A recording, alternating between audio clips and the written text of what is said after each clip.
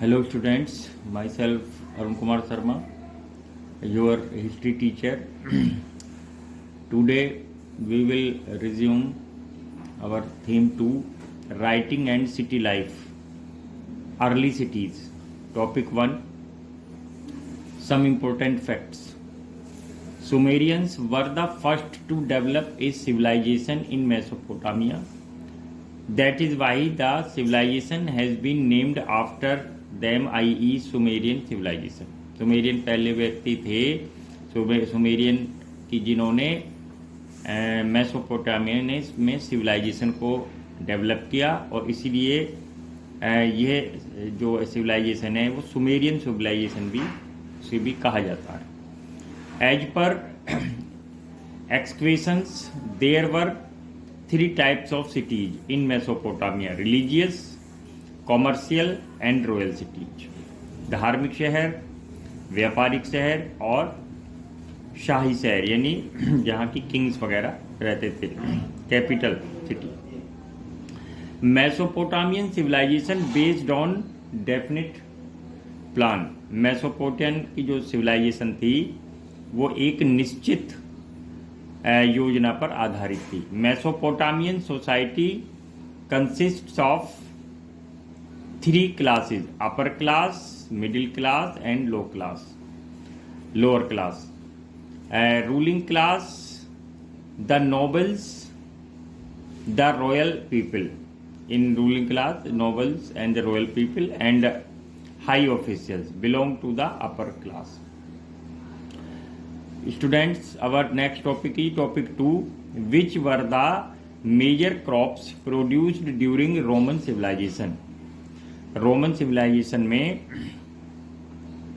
कौन सी जो फसलें थी, क्रॉप्स थी जिनको प्रोड्यूस किया जाता था? Wheat, peas, lentil and barley. Lentil means pulses, दालें, बार्ले जौ, वीट गेहूं, पीज मटर. Topic 3, what were the reasons behind the development और growth of urbanisation in Mesopotamia.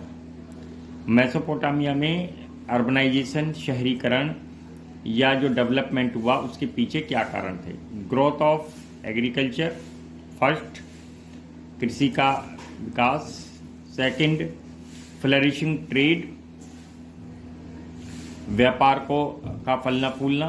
Third, use of seals, मोहरे का use. The military strength of ruler who made labour compulsory to all. और जो military strength थी ruler की, सैनिक जो शासक थे, किंग थे, उनके पास मिलिट्री पावर थी, इसीलिए उन्होंने सभी लोगों के लिए लेबर यानी परिश्रम करने को वो कंपलसरी या अनिवार्य आवश्यक कर दिया.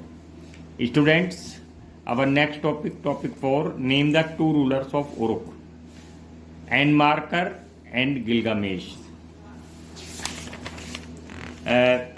Students, our next topic is topic 5,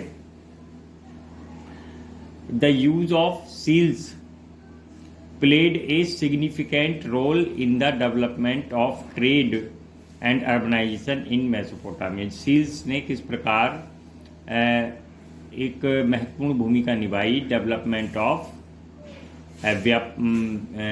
trade मानी व्यापार और अर्बनाइजेशन मानी शहरीकरण के डेवलपमेंट में.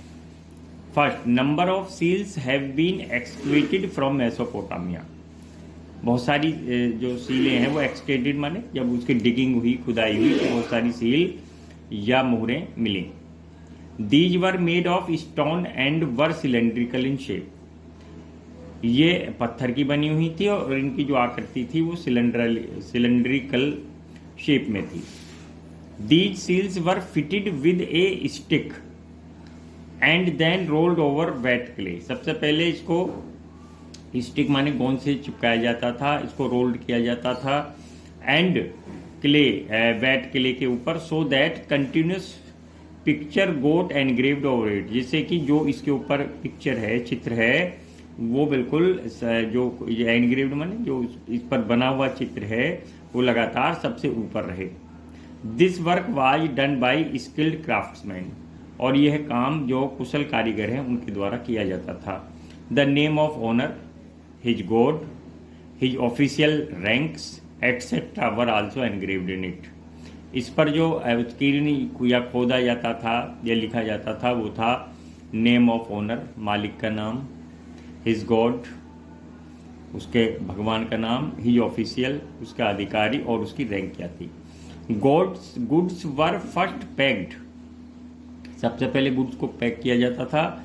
And a seal was put at the head of the pack to ensure its authenticity. सबसे पहले गुड्स को पैक किया कर जाता था, उसके बाद उसमें सील लगाई जाती थी। Head of the pack means जो उसको बंद करके उसके सबसे ऊपर जो सिरा था उसके ऊपर, जिससे कि इसकी ऑथेंटिसिटी या इसकी प्रामाणिकता निश्चित रहे कि ये किस व्यक्ति ने भेजी है और ये कहाँ के लिए जा रही है। और in case seals were found tampered with it means the bag had been pilfered, यानी अगर मान लीजिए ये टेम्पर्ड हुई है, टेम्पर्ड का मतलब इसके साथ छेड़छाड़ हुई है, इसका मतलब ये था कि it the bag had been pilfered, pilfered means इसमें चोरी हुई है और इसको खोला गया है on the way, otherwise it was safe and secure, नहीं तो ये बिल्कुल सुरक्षित होती थी। Undoubtedly we can say that, हम कह सकते हैं कि the use of seals played a significant role in the growth of urbanization of Mesopotamia. Students, our next topic 6, the Euphrates River of ancient Mesopotamia was world renowned trade route, यानी जो Euphrates river थी या अब भी है, जिसको आज भी इराक में फरात नदी के नाम से जाना जाता है, वो उस समय वर्ल्ड रिनाउंड, विश्व प्रसिद्ध ट्रेड रूट थी। ट्रेड रूट मीन्स व्यापारी मार्ग। Explain it. Earlier the task of transportation of goods, शुरुआत में जो ट्रांसपोर्टेशन का जो वर्क था of goods, food, grains and other commodities were carried by beasts of burden और बुलॉक कार्ट्स, यानी शुरुआत में जो जितनी भी जो ट्रांसपोर्टिंग होती थी गुड्स यानी वस्तुओं की, फूड ग्रेन्स की या अदर कमोडिटीज थी, वो कैसे की जाती थी, बीस्ट्स ऑफ बर्डन यानी जो लद्दू पशु होते थे उनके या बुलॉक कार्ट्स या बैलगाड़ी के द्वारा वो एक स्थान से दूसरे स्थान तक उसको मूव किया जाता था। It was time consuming activity and had a lengthy process, यह बहुत ही इसमें समय खर्चा होता था और यह बहुत ही एक लंबी प्रक्रिया थी। The river Euphrates help the people to get rid of this task, इस प्रकार जो रिवर यूफ्रेट थी उसने लोगों को इससे छुटकारा दिलाया। It flows almost through the entire reason of Mesopotamia, क्योंकि ये मेसोपोटामिया के लगभग जितने भी रीजन या क्षेत्र थे, एरिया थे, उसमें ये फ्लो करती थी, ये आज भी करती है। It provided people one of the cheapest means of transport which made possible to transport bulk goods with any difficulty, यानी इसने प्रोवाइड किया लोगों को एक चीपेस्ट मीन्स ऑफ ट्रांसपोर्ट, एक बहुत सस्ता यातायात का साधन, और साथ में ही इसने ये पॉसिबल किया कि जो बल्क गुड्स यानी जो बहुत ही हैवी गुड्स हैं, भारी वस्तुएं हैं, वे आसानी से एक स्थान से दूसरे स्थान तक बिना किसी परेशानी के वो ट्रांसपोर्ट हो जाएंगी। The boats guided by the direction of winds were available free of at cost, क्योंकि जो बोट्स क्या चलती थी वो विंड्स के डायरेक्शन से चलती थी, वो फ्री ऑफ कॉस्ट सभी के लिए अवेलेबल थी। सेवरल स्ट्रीम्स, बहुत सारी जो छोटी छोटी नदियाँ थीं, small reverse emerging of it provide an excellent source of water transportation, और इस प्रकार जो यूफ्रेट से जो छोटी छोटी नदियाँ निकलती थी रिवर्स, उनमें भी वाटर ट्रांसपोर्टेशन होता था। Most of the trade began to carry out on this route, और अधिकांश अब जितना भी व्यापार था उसी रूट पर होने लगा। Hence we can say that, अब इसलिए हम कह सकते हैं the river of Euphrates was a well renowned trade route. Students, our next topic is describe the nature of early urban society under Mesopotamia. Mesopotamia के अंडर में जो early यानी जो प्रारंभिक नेचर जो सोसाइटी थी उसका नेचर क्या था। The early urban society was divided into 3 classes. ये 3 क्लासेस में डिवाइड थी। The first class or group of the people coming from elites. Elites means a small and rich powerful group and consisted of king. इसमें king, monarch, priest, officials, rich merchants and businessman and military officer भी होते थे। They led a luxurious life and lived in a magnificent buildings and places. ये लोग बहुत ही luxurious, एक शानदार, एक विलासी और जीवन बिताते थे और शानदार महलों में रहते थे। दे वोर एक्सपेंसिव क्लॉथ्स, वे महंगे कपड़े पहनते थे और महंगे कपड़े पहनते थे और एंड यूज टू सम्पचुअस फूड्स, और शानदार खाना खाते थे। And served by several man and women slaves, और इनकी सेवा बहुत सारे काफ़ी मैन और वुमेन स्लेव्स या गुलामों के द्वारा की जाती थी। The people belonging to second class consisted merchant, इसमें शामिल थे व्यापारी, स्मॉल स्केल आर्टिसन, कारीगर, state officials and intellectual. Intellectual यानी बौद्धिक वर्ग के लोग जो कि पढ़ने लिखने वाले थे, उनको जो इंटेलेक्चुअल बोला जाता था। लाइक अपर क्लासेस और first class the also led a luxurious life. इसमें ये भी एक फर्स्ट क्लास की तरह एक लग्जरियस लाइफ स्पेंड करते थे। The third estate or class people constituted the lowest strata of society, their life was miserable. और जो थर्ड स्टेट में थे वो लोग आते थे कि जो बहुत ही गरीब थे, पुअर थे, और इनका जो लाइफ होती थी वो बहुत ही दयनीय, कारुणिक और गरीबी से भरी होती थी। It is clear indicate that there was a great disparity among the different section of society। तो इससे क्लियर इंडिकेट मिला है कि जो सोसाइटी के डिफरेंट सेक्शन थे उनमें काफ़ी विषमताएं थीं और असमानताएं थीं।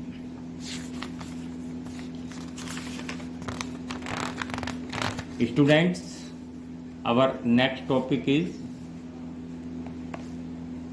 what do you know about ancient town Ur of Mesopotamia। Mesopotamia का जो टाउन उर है उसके बारे में आप क्या जानते हैं।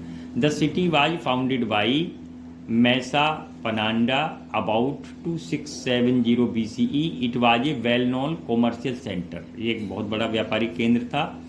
एंड एक पोर्ट यानी समुद्री पत्तन, बंदरगाह। Was destroyed by Elamites around 2220 BCE, और इसको एलिमाइट्स नाम के जो किंग ने 2220 BCE में इसको डेस्ट्रॉयड या नष्ट कर दिया था।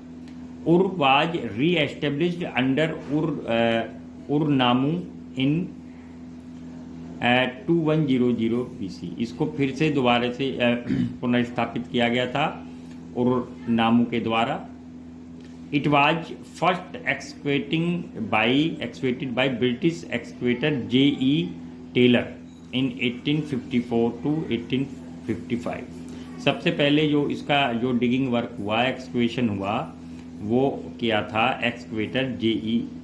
टेलर ने, जो ब्रिटिश थे, इंग्लैंड के रहने वाले थे। द सिटी वाज डिजाइंड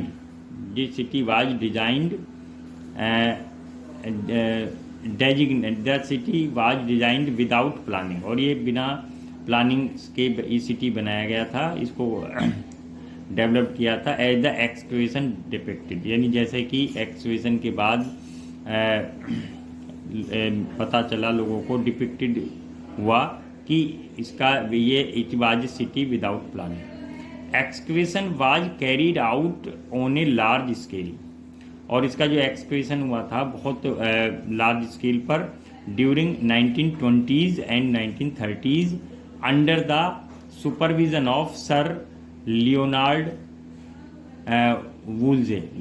वुल्जे के नेतृत्व में एक बहुत बड़ा इसका एक्सक्वेशन या डिगिंग वर्क हुआ था। Students, there are some questions, please write the answer of these questions on your notebook. Which were the major crops produced during Roman civilization? Very short. What were the reasons behind the development or growth of urbanization in Mesopotamia? Short. Name the two rulers of Uruk. Very short. The use of seals played a significant role in the development of trade and urbanizations in Mesopotamia. Explain. Long. The Euphrates River of ancient Mesopotamia was world-renowned trade route. Explain. Long. Describe the nature of early urban society under Mesopotamia. Long. What do you know about the ancient town Ur or of Mesopotamia? And long. Who were the first developed the civilization in Mesopotamia? Very short. Mention the three classes of society in Mesopotamia. Very short. Thank you very much.